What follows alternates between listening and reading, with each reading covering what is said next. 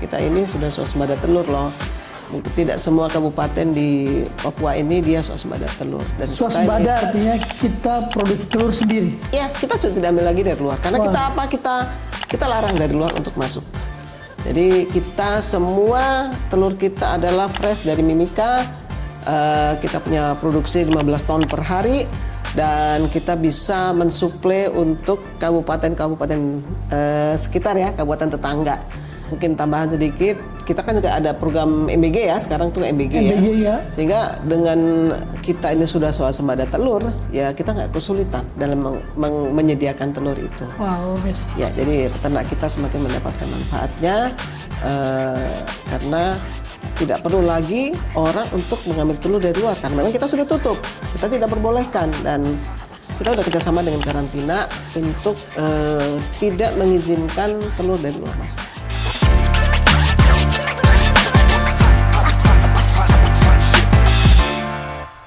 Halo sahabat Mimika dan masyarakat dimanapun Anda berada, kita kembali dalam Podsling, podcast keliling bersama Mimika Center.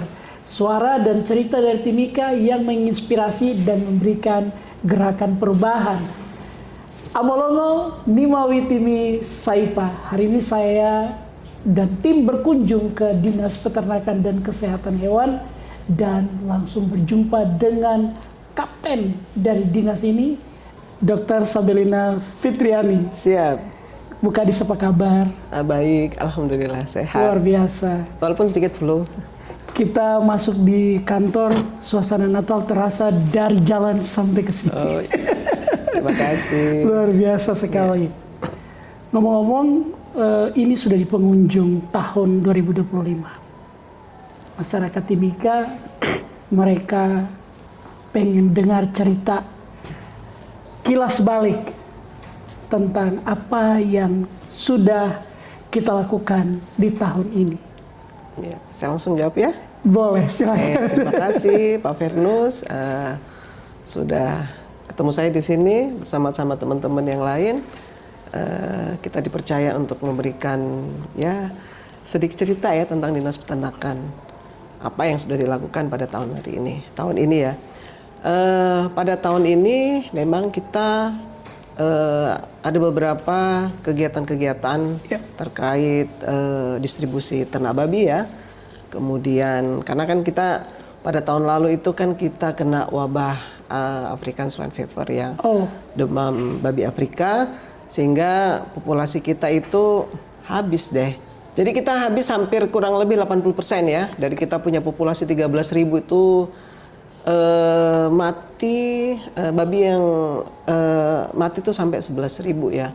Jadi sudah di atas 80%, sehingga tersisa itu kurang lebih nggak sampai 2.000 juga. Sehingga bagaimana kita berupaya ya, pemerintah daerah melalui Dinas Peternakan, kita berupaya untuk mengembalikan kondisi sebelum flu babi ini ya. Jadi salah satu upaya adalah kita melakukan penguatan usaha ya, penguatan usaha yang dimana sebelumnya itu para peternak mereka beternak babi, sehingga pada saat kena flu babi habis ya usahanya. Dan kita dari Dinas Peternakan tuh memberikan sedikit bantuan ya, karena memang tidak bisa menyentuh seluruh masyarakat, apalagi khususnya mereka yang terdampak waktu itu. Jadi kita hanya bisa membantu di tahun ini itu kurang lebih sekitar 250 kakak saja. Satu kakaknya mendapat 2 ekor. Dan ya puji Tuhan itu pada tahun ini memperlihatkan kemajuan restocking yang dilakukan ya. Restocking yang dilakukan pada saat kita sudah kehabisan ternak kemarin, kehabisan babi itu sekarang kita sudah bisa mencapai di angka hampir 7.000 ekor ya. Jadi berarti kita sudah hampir 50% kita kembali lagi di populasi awal ya. Dari 13.000 ya, kemudian mati 80%. hampir 80% habis. Nah, sekarang kita sudah mencapai 7.000 ekor lagi ya. Jadi kita memang banyak upaya yang kita lakukan sehingga kita bisa kembali, peternak bisa kembali lagi beternak dan bisa lagi merasakan manfaatnya. Ya berarti kan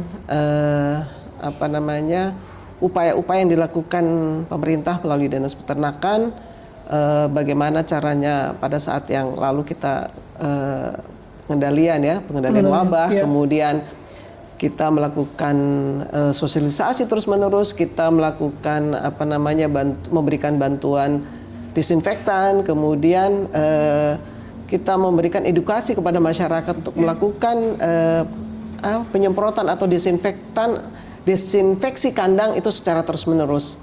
Dan kita melihat hasilnya setelah mereka kembali restocking dan kita sudah recovery dan tidak ada kasus lagi, dan sekarang populasi kita sudah meningkat di atas 50%. Luar biasa, itu, ya. Luar biasa. Mungkin kalau bicara tentang program, itu kan berarti kita mungkin bisa ngintip di dinas ini ada berapa bidang. Oh mereka bikin apa saja. Iya. Di dinas ini saya tadi langsung ke flu babi ya, karena bagi saya itu kayaknya berkesan sekali di tahun lalu, karena memang energi kita habis untuk itu. Selama 8 bulan kita ibaratnya macam berjibaku, kita setiap memulihkan saat kita, kembali kita berjibaku untuk bagaimana 8 bulan itu untuk mengatasi itu semua. Kita harus bagaimana babi ini bisa dikubur secara massal. Semua itu membutuhkan energi yang memang tidak sedikit, karena kan penolakan dari mana-mana ya, masyarakat menolak untuk kubur di sini ya itu. Jadi saya fokus di situ tadi. Ya ini mungkin saya mau menjelaskan di Dinas Peternakan ini kita ada 4 bidang ya, bidang produksi, bidang pengembangan dan penyuluhan, kemudian bidang bina usaha dan bidang kesehatan hewan. Ya masing-masing pasti mempunyai tugas masing-masing ya.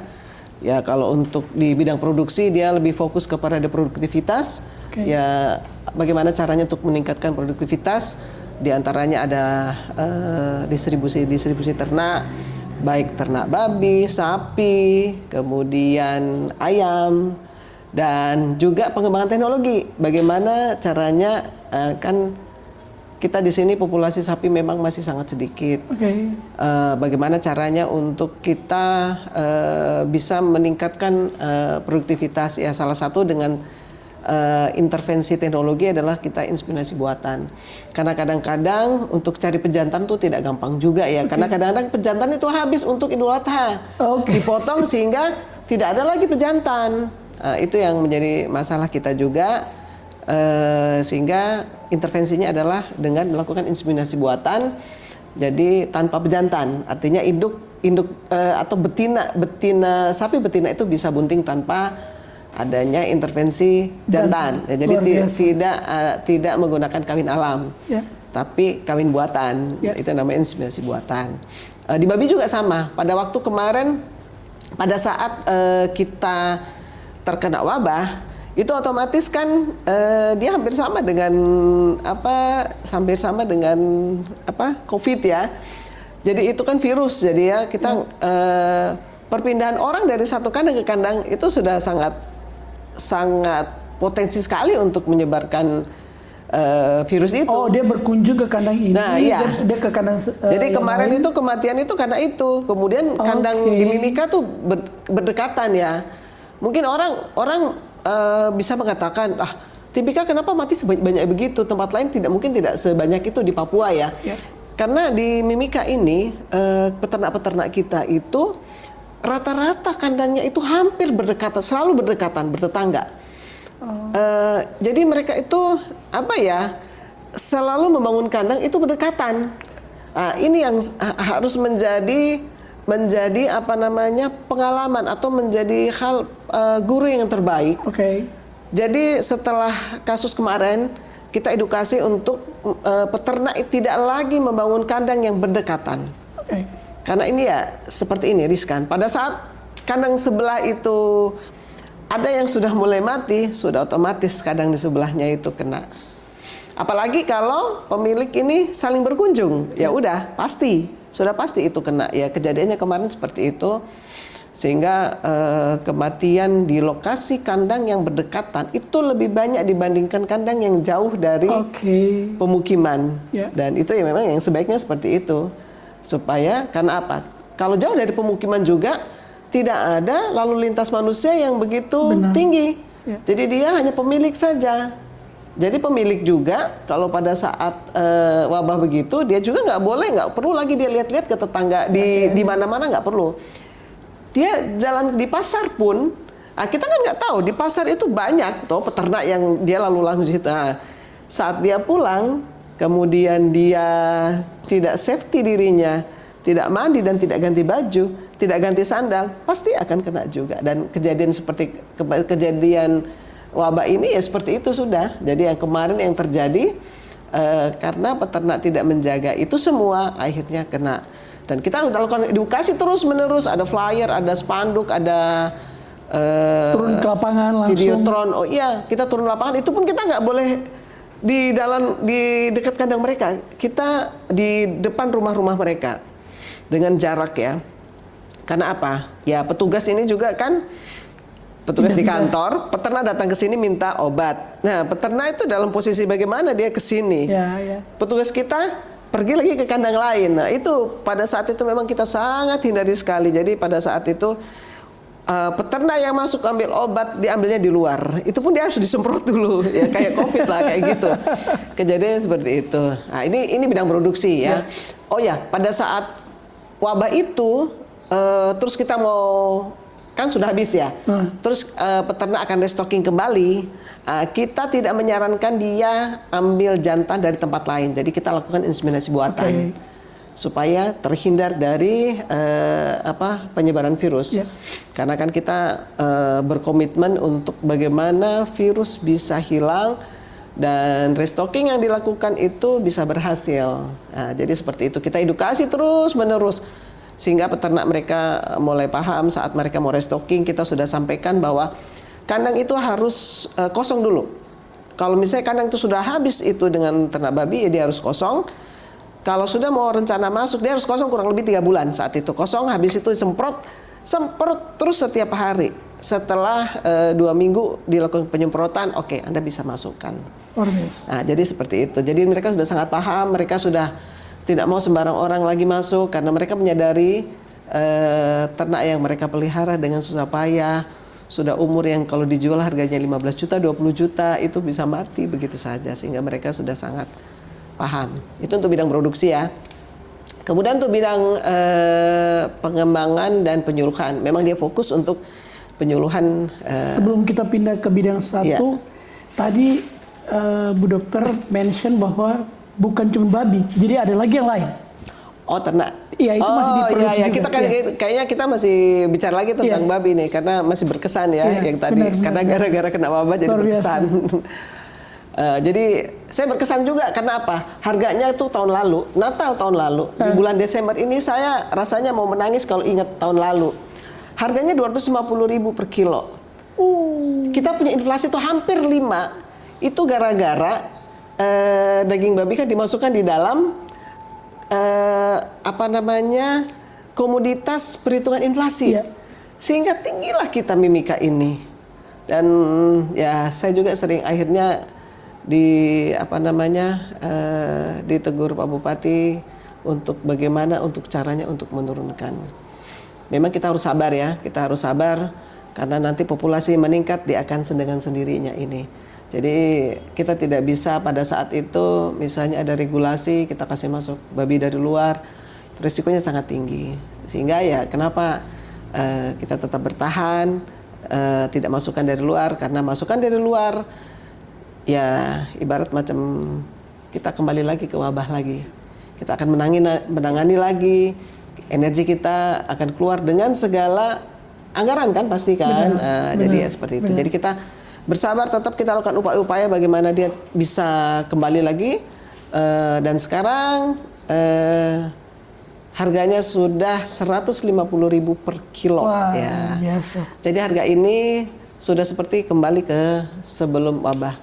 Yang pada Natal tahun lalu, Desember tahun lalu, dia pemotongan hanya 1 ekor per hari. pada saat menjelang Natal dia karena nggak ada orang beli, karena harganya begitu mahal ya. Sekarang kita sudah potong satu hari 16 ekor. Itu artinya apa? Populasi sudah naik, kemudian harga juga sudah menurun ya, otomatis ya. Harga namanya itu situasi pasar pada saat supply and demand ya. Pada saat suplainya banyak ya berarti harganya dia sedang semakin menurun, dan ya harapan kita ya jangan kasih naik-naik lagi lah ya toh.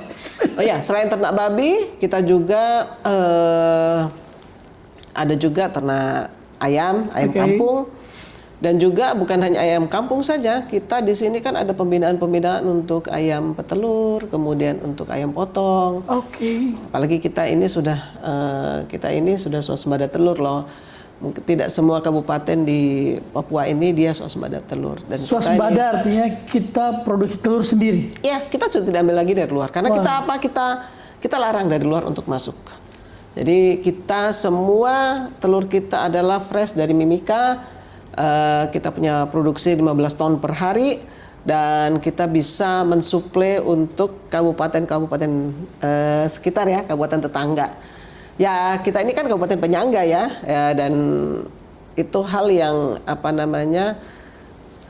cukup strategis ya, artinya dari sektor peternakan ya, karena kita sebagai kabupaten penyangga ya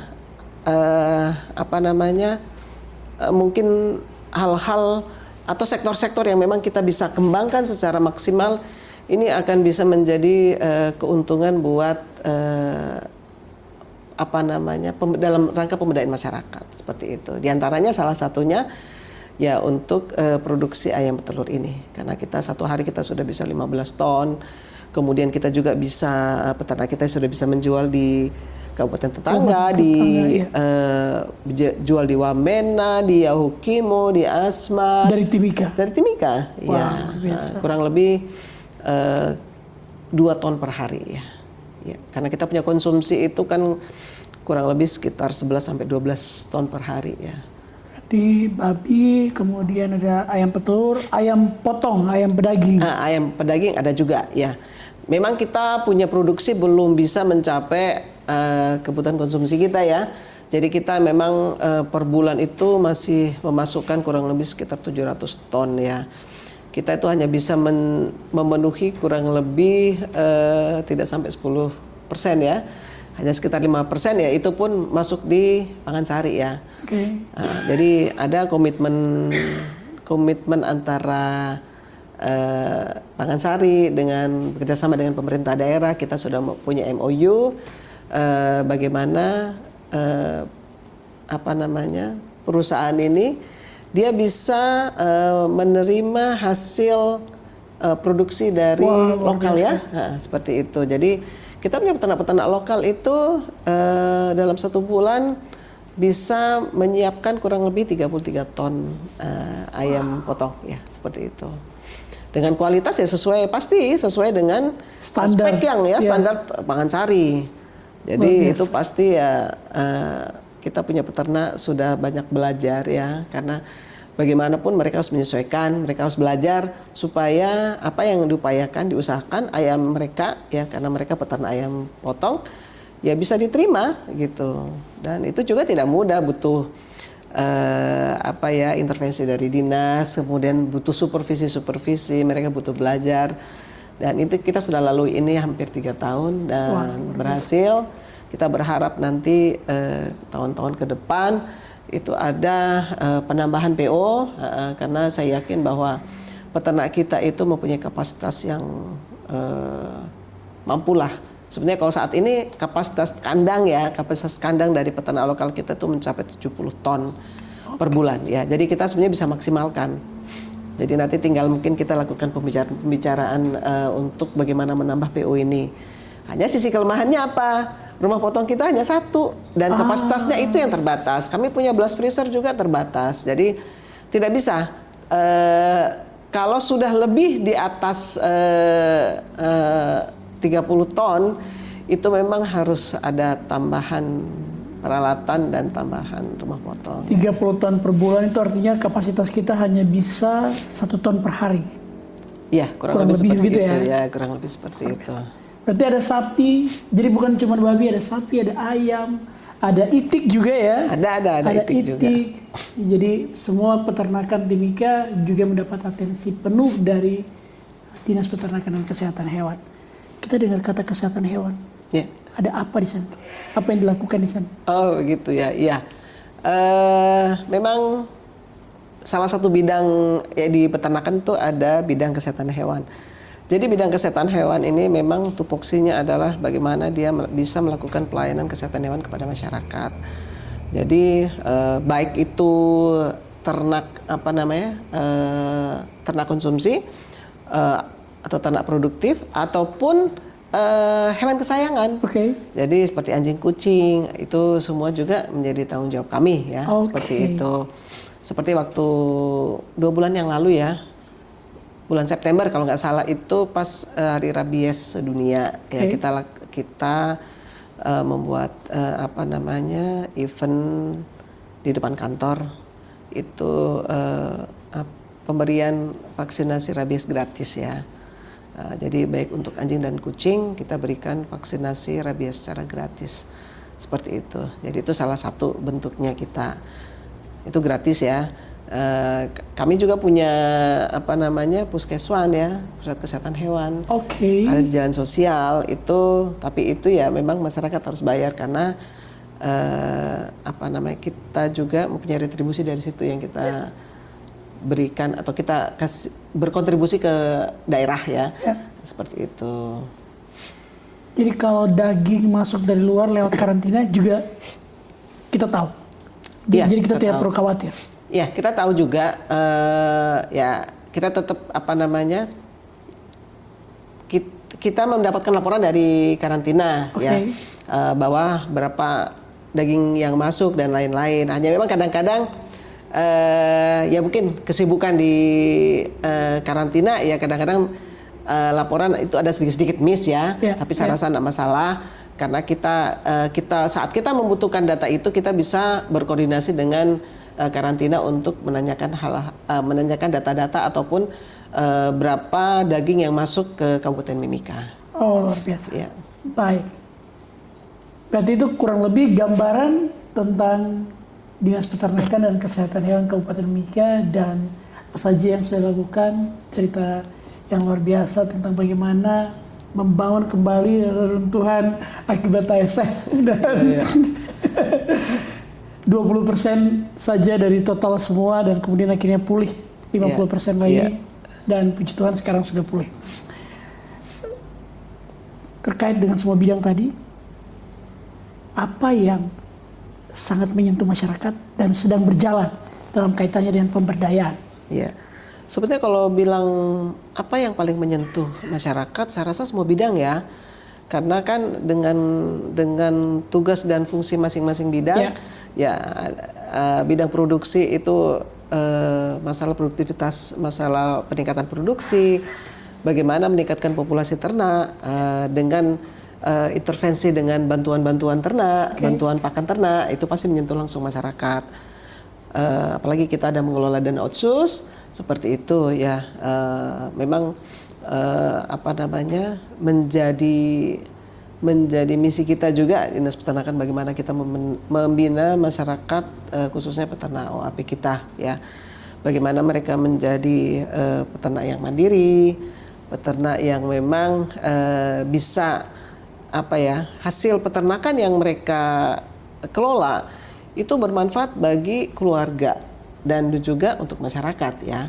Kalau yang sifatnya jumlahnya banyak, misalnya kayak yang petelur tadi, ya itu turut mencerdaskan bangsa ya, turut mencerdaskan anak-anak Mimika dari telur ya, sehingga ya mungkin tambahan sedikit. Kita kan juga ada program MBG ya, sekarang tuh MBG ya. Sehingga dengan kita ini sudah swasembada telur, ya kita nggak kesulitan dalam menyediakan telur itu. Wow, biasa. Ya, jadi peternak kita semakin mendapatkan manfaatnya karena tidak perlu lagi orang untuk mengambil telur dari luar, karena memang kita sudah tutup, kita tidak perbolehkan dan kita udah kerjasama dengan karantina untuk tidak mengizinkan telur dari luar masuk. Wah, luar biasa sekali.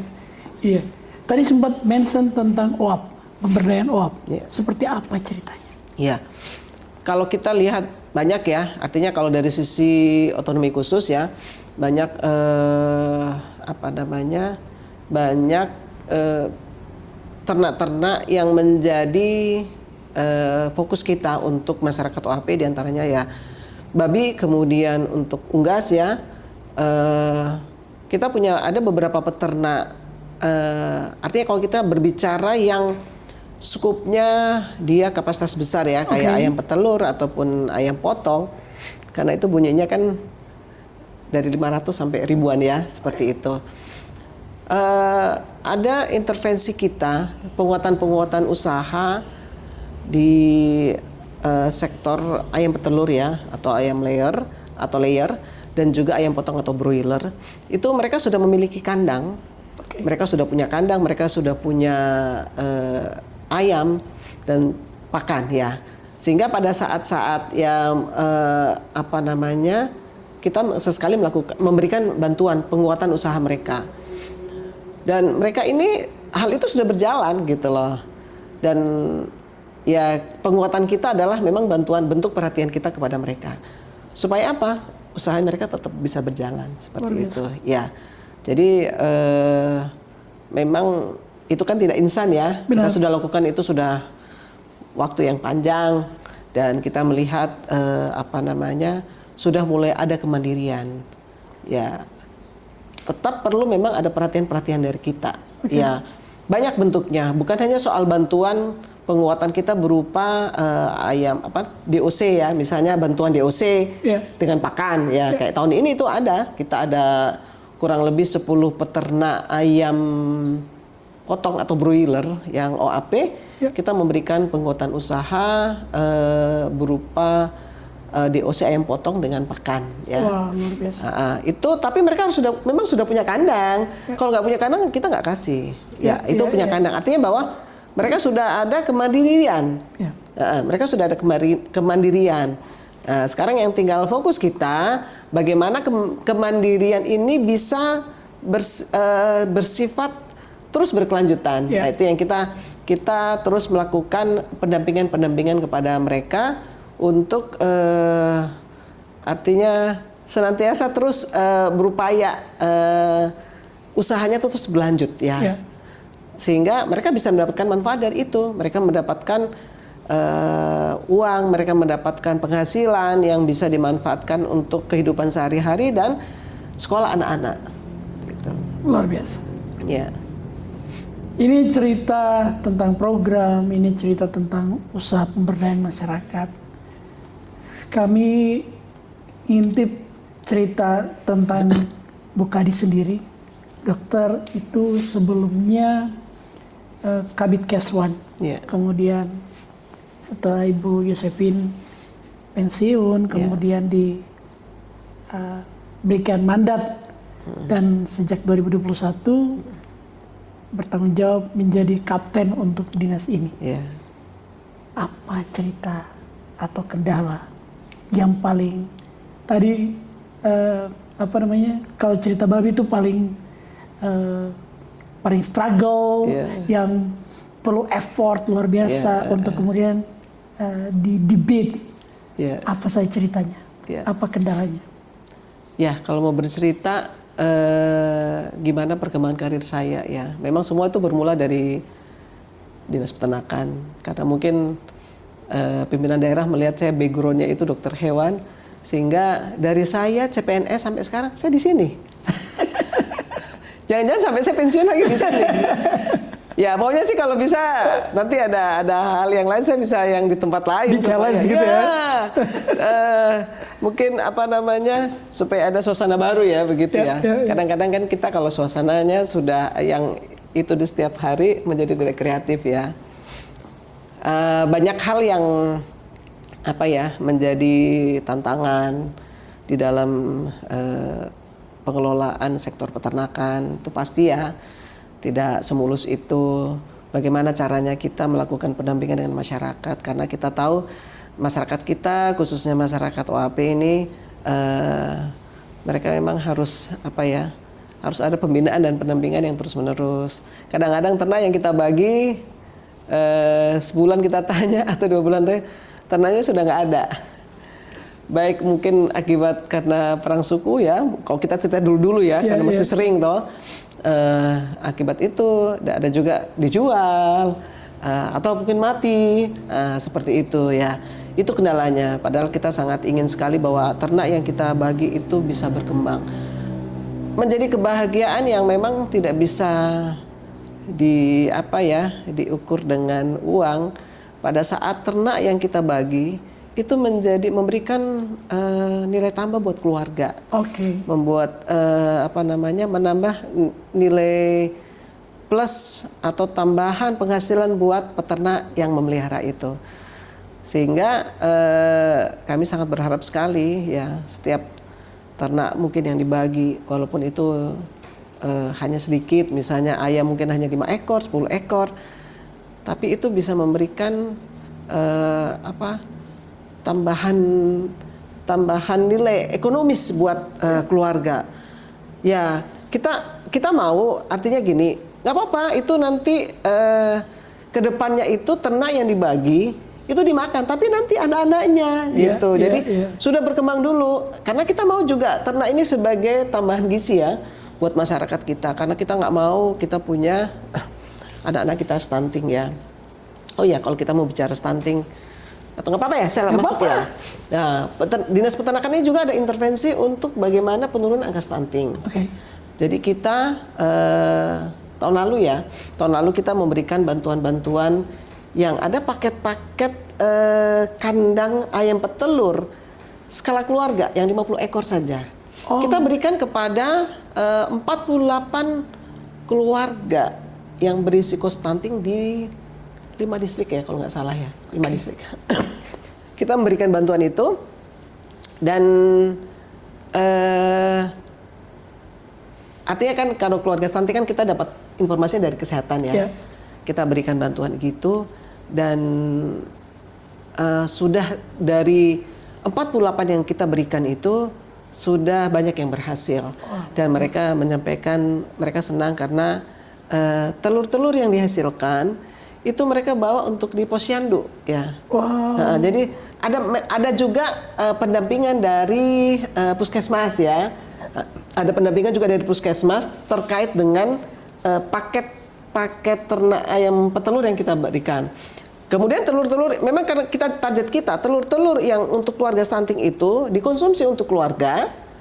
Kemudian sisanya itu yang mereka jual. Karena kan 50 ekor ya, 50 ekor. Ya. Harapan kita kalau seandainya 90% saja produksinya, berarti kurang lebih satu hari kan 40 butir ya. 40 butir mereka bisa dapat. Ya kan nggak mungkin dimakan semua kan. Mereka bisa misalnya satu anggota keluarga itu ada berapa 5.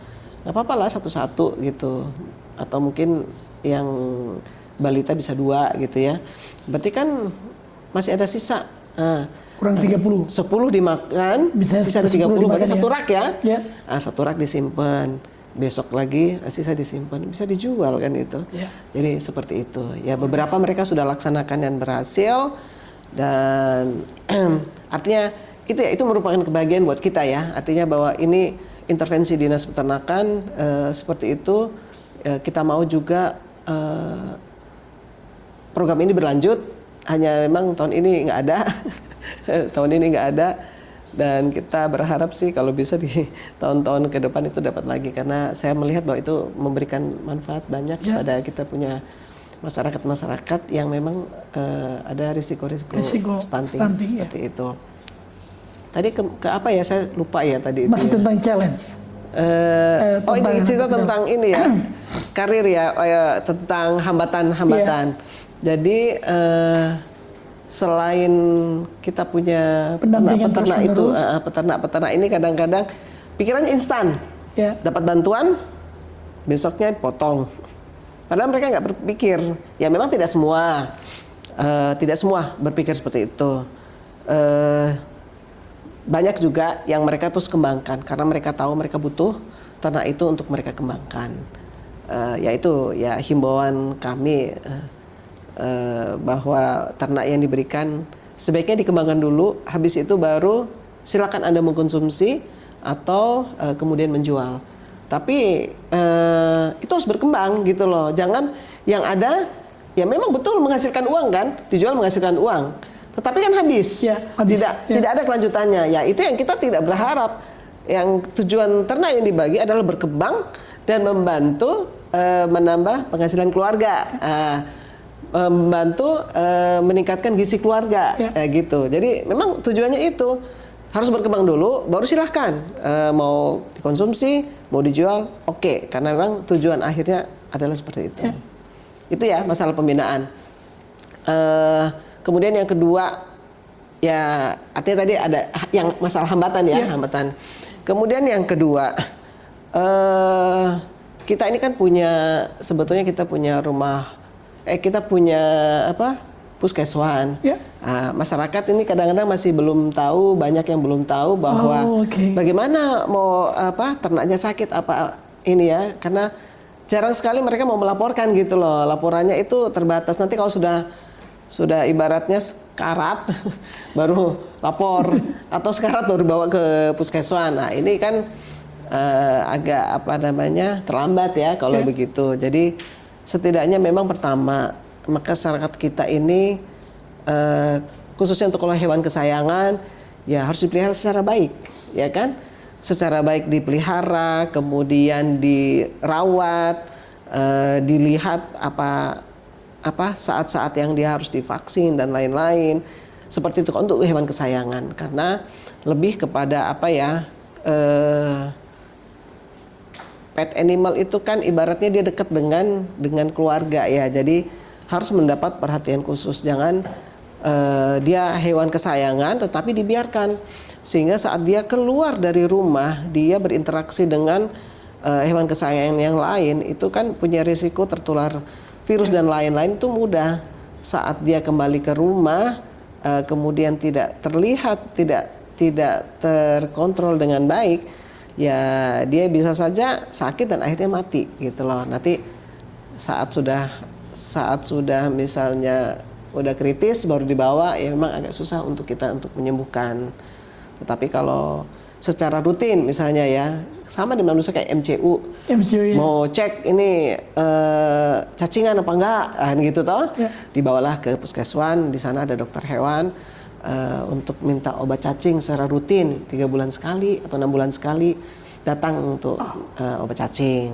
Kemudian untuk mengecek apakah sehat-sehat saja enggak gitu, itu bisa akan dibawa ke sana. Karena ya dari situlah kita tahu status kesehatan daripada hewan kesayangan kita. Kemudian kalau untuk ternak produktif ya, ternak produktif ini memang tetap butuh perhatian ya, butuh perhatian. Contoh kalau kayak biasanya kita tahu bahwa ternak kita itu sakit, itu biasanya di pagi hari ya. Jadi contoh ayam gitu ya. Kalau kita lihat pada saat di kandang dia dalam posisi yang tidak kelihatan aktif ya, itu berarti kan dia sakit ya. Nah, itu harus kemudian harus juga dilakukan vaksinasi kalau untuk ayam ya. Harus juga ada vaksinasi, juga sama babi juga ada vaksinasi, namanya vaksinasi kolera. Kita sudah harus tahu bahwa setiap sekian bulan itu atau setahun itu berapa kali kita lakukan vaksinasi yang seperti itu. Artinya ya kami butuh juga bantuan masyarakat untuk sama-sama menjaga kesehatan hewannya, baik ternak hewan kesayangan ataupun ternaknya, seperti itu. Luar biasa. Berarti kalau mau saya tarik benang merahnya, ini salah satu yang menjadi challenge itu adalah bagaimana partisipasi masyarakat untuk kemudian aktif berkomunikasi atau bahasa keren sekarang TikTokan dengan pemerintah, gitu ya. Boleh ya. Nah ini ada kaitannya nih, Bu Dokter, dengan program yang dibuat sama Pak Bupati, namanya Mimika Center. Apa komentar Bu Dokter tentang program itu yang ada kaitan dengan challenge tadi? Oh gitu ya. Ya, Mimika Center itu saya rasa media yang cukup bagus ya untuk masyarakat kita ya. Ini kan dikasih kesempatan masyarakat untuk mungkin bertanya seputar pembangunan, khususnya peternakan ya, misalnya saya rasa ini program yang sangat positif yang digagas oleh Bapak Bupati Mimika, Bapak Yohanes Retop, dan luar biasa. Ya, kami berharap bahwa kami akan mendukung dan kita berharap bahwa masyarakat juga memanfaatkan ini ya, memanfaatkan media ini sebaik mungkin. Jadi kalau ingin bertanya seputar pembangunan atau khusus tentang peternakan, ya mungkin bisa langsung aja tentang mungkin ada laporan penyakit misalnya. Karena kami ini dari Dinas Peternakan memang dengan keterbatasan tenaga kan nggak akan mungkin bisa melihat di seluruh lokasi atau di distrik atau kampung bila ada ada terjadi suatu wabah penyakit atau terjadi suatu kematian yang misalnya tiba-tiba dalam jumlah yang banyak. Nah itu kalau hanya mati satu ya itu bukan wabah ya, mati satu berarti ya mungkin ada mismanagement di kandang peternak misalnya gitu ya. Tetapi kalau jumlahnya banyak kita harap ada laporan dari masyarakat. Itu kita butuh sekali karena itu penting. Kemudian hal-hal yang lain mau menanyakan seputar harga ternak, harga pakan, apa-apa semua bisa juga gitu. Seperti itu. Kalau akhirnya masyarakat melapor lewat kanal, apakah komitmen dari dinas untuk merespon? Ya, sejauh yang dipertanyakan atau informasi yang diberikan adalah terkait dengan peternakan ya, tetap kita akan mencoba jawab secepat mungkin ya, dan kita mencoba mencari solusi-solusi dengan jawaban-jawaban yang jawaban yang ada. Kalaupun misalnya nanti kita harus turun lapangan, ya itu tetap kita akan lakukan. Kalau hal itu yang kita nilai atau kita lihat bahwa itu sangat urgent sekali laporan ini. Karena kadang-kadang kan kita juga tidak tahu ya, ternyata ada situasi seperti apa gitu di masyarakat, entah masalah kandang ayam yang mungkin mengganggu masyarakat, banyak lalat dan lain-lain. Nah itu yang sering kita memang terima laporannya, dan itu ya dari kami pasti akan berusaha untuk menindaklanjuti secepatnya. Luar biasa. Dok, selain daripada Mimika Center, kita sebelumnya juga punya kanal pelaporan lewat tenaga penyuluh atau masyarakat datang langsung ke sini. Oh iya, memang mereka biasanya langsung datang datang ke kantor. Hanya mungkin ya kendalanya ya karena transport, mungkin mereka enggan untuk datang karena inilah mungkin salah satu hambatan juga. Akhirnya mungkin karena peternak menganggap jauh, pakai uang bensin, pakai ojek dan lain-lain. Yeah. Harus bensin lagi, sehingga ada keengganan untuk datang. Akhirnya ternak di sana mati ya, seperti itu. Ataupun mungkin pada saat misalnya telepon petugas kami yang di sini, mungkin petugas juga pas dalam posisi yang sibuk sedang melayani yang lain, kemudian mungkin ada kegiatan yang lain atau pergi lagi di melaksanakan kegiatan yang lapangan yang lain ya. Kadang-kadang tidak bisa direspon pada saat hari itu juga. Nah ini salah satu juga tadi yang saya sampaikan bahwa hambatan dan kekurangan yang mungkin sepanjang perjalanan tadi karir, sehingga pada saat merespon itu sudah hari yang kesekian, ternaknya udah mati ya. Nah, itu yang merupakan itu juga kendala-kendala dari kami ya dalam hal pelayanan. Berarti saya boleh highlight bahwa dengan adanya program Pak Bupati Mimika Center ini sebenarnya masyarakat tidak perlu datang lagi. Iya kan? Tidak perlu datang dari rumah, yang penting ada HP, ada paket data, bisa chat, dan pasti suara sampai di sini. Iya, boleh. Yang penting ini dengan menyampaikan artinya gejalanya seperti apa, dan itu memang real. Oke. Real ya, jangan terus menyampaikan sebetulnya kalau ternak di rumah masih baik-baik saja ya, artinya tidak perlu harus melaporkan sakit gitu ya. Ya. Artinya kalau masih mau makan, itu ya sebenarnya kalau masih mau makan ternak masih baik lah. Luar biasa, luar biasa. Akhirnya kita sudah hampir ke penghujung. Karena ini adalah hari-hari di bulan Desember, hari-hari terakhir di bulan Desember, kita akan masuk tahun depan. Kita mungkin kasih bocoran sedikit, tahun depan ada apa lagi yang mau dibuat sama Dinas Peternakan dan Kesehatan Hewan. Oh iya, saya lupa, ini kan akhir tahun, jadi kan perlu juga informasi tentang ketersediaan. Oke. Kita perlu menginformasikan bahwa kita untuk menjelang Natal dan Tahun Baru, ketersediaan daging dan ayam ya dan telur seperti apa. Jadi untuk telur, kemudian ayam dan daging sapi itu kita masih mencukupi untuk sampai tahun baru. Sampai tahun baru. Memang ada sedikit kenaikan harga di ayam potong ya, karena memang dari Jawa juga dia naik. Jadi dari Jawa juga naik karena akibat ada pembatasan DOC ya, pembatasan DOC karena memang pemerintah pusat itu mau dengan adanya pembatasan harga naik. Itu tujuannya adalah untuk sebetulnya untuk kesejahteraan peternak ya, seperti itu. Ya memang ada imbasnya ya, akhirnya di sini juga harga agak sedikit naik. Kemudian ketersediaan walaupun tidak semelimpah tahun lalu, tetapi dia akan mencukup sampai di Natal nanti. Sampai di tahun baru ya. Kemudian untuk telur tetap kita masih mencukupi ya, karena produksi kita masih konsisten di 15 ton per hari. Seperti itu. Kemudian untuk daging babi juga pemotongan populasi kita sudah meningkat sehingga pemotongan kita itu sampai kemarin itu 16 sampai 20 ekor per hari ya. Jadi kurang lebih seperti itu. Jadi jangan khawatir tentang ketersediaan daging dan telur hingga tahun baru. Hingga tahun baru ya. Luar biasa. Nah, kita balik lagi bocoran. Lupa bocoran.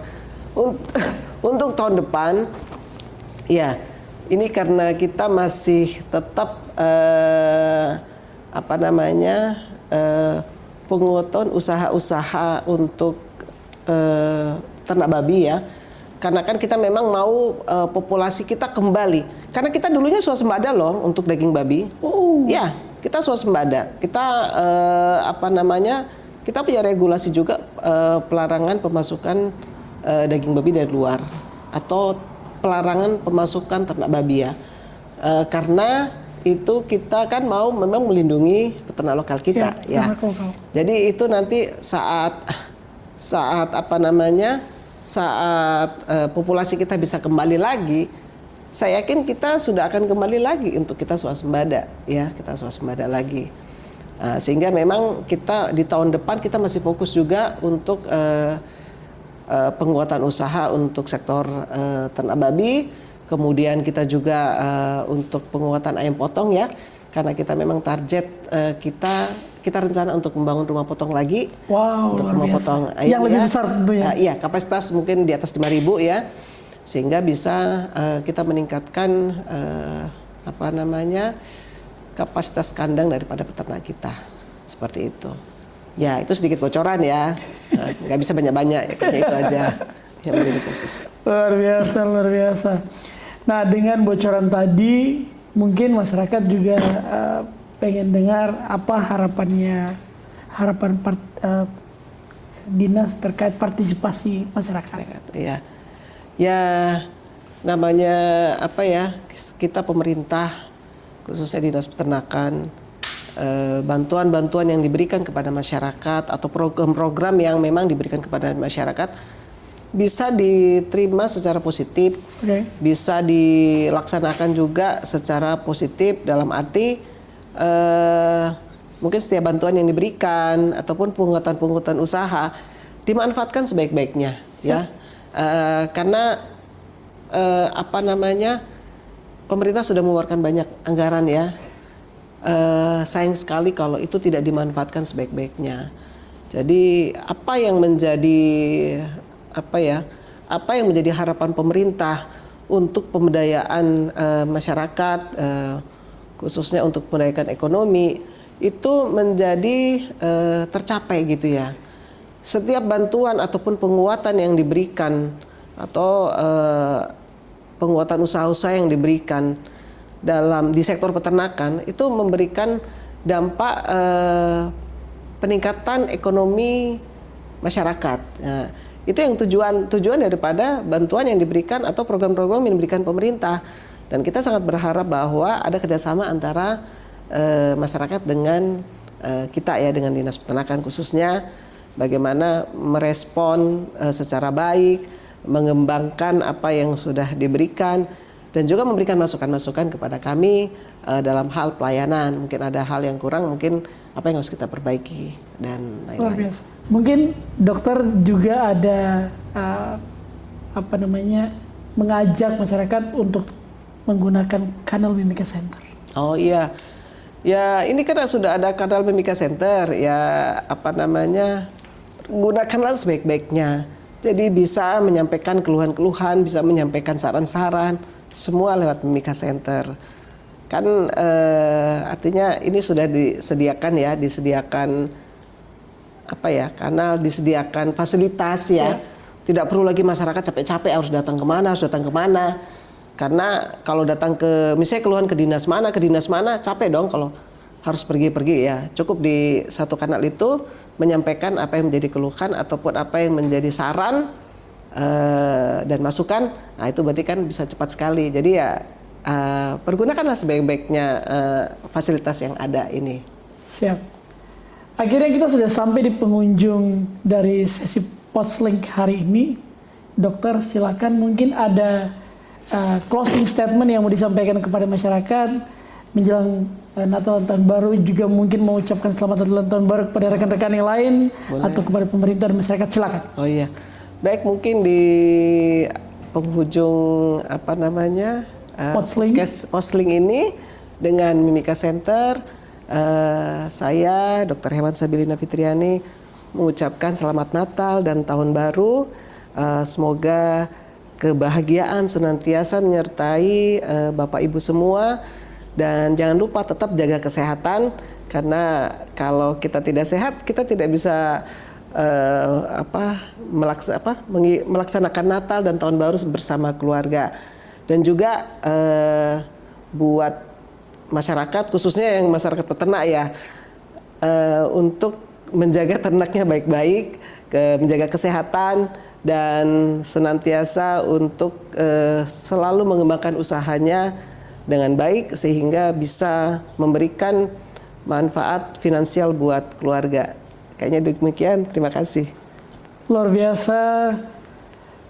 Masyarakat Timika, akhirnya kita telah sampai di penghujung cerita dalam Postlink bersama dengan Kepala Dinas Peternakan dan Kesehatan Hewan Kabupaten Mimika, Dr. Hewan Sabilina Fitriani. Ternyata dari cerita hari ini kita dengar tentang peternakan saja, tapi dalam ceritanya dari sini ada support untuk meningkatkan nilai ekonomi keluarga, ada juga support untuk menurunkan angka stunting, dan juga kontribusi besar bagi kabupaten-kabupaten sekitar dari Timika. Bersama dengan staf dari setiap bidang, Dr. Sabilina dan juga tim terus berupaya untuk meningkatkan pelayanan terbaik, mendukung program pemerintah Bapak Johannes Retop dan Bapak Emmanuel Kemong menuju gerbang emas Kabupaten Mimika. Sahabat Mimika, jangan biarkan masalah di sekitar kita hanya menjadi isu dan tidak terselesaikan. Lapor melalui Mimika Center, karena satu laporan ada satu perubahan. Akhirnya kita sampai di penghujung Postlink bersama dengan Dinas Peternakan dan Kesehatan Hewan. Saya Pernus pamit undur diri bersama dengan Kepala Dinas Kesehatan Hewan dan Peternakan Kabupaten Mimika. Amolongong Nimawitini Saipa, Mimika rumah kita, MMM Yaware.